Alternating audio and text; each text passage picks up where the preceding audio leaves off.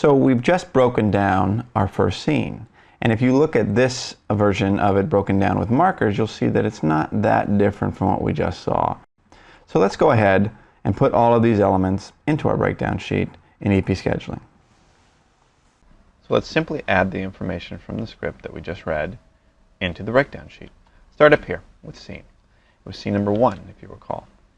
It was exterior, Teeny Big's Bar in Seattle. I always cap this because of the way I want it to appear on the production strips. It makes it stand out, and you can see your locations very easily and sort them much easier.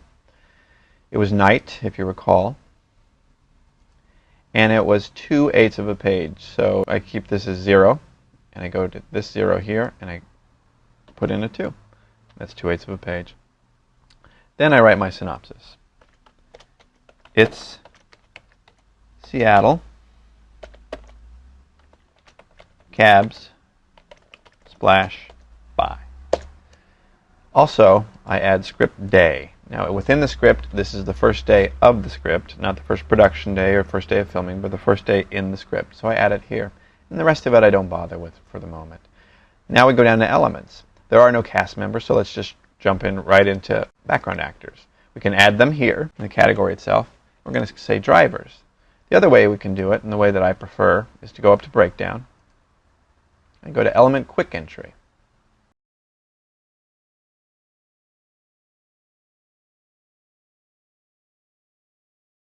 So then passengers,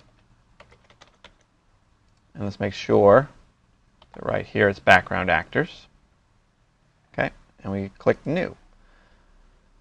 Now we also want to add bar hoppers. Again, in background actors, click new. You can see that everything's listed here. We also want to add the cabs. Now we don't want to add them to background actors, obviously. We want to add it to vehicles. So there we go. New. And now it's added. Finally, let's add rain. Rain goes into effects. So special effects, new, added, it added it. We close this screen. Wait a minute. I forgot to add our taxi ad. So there we go.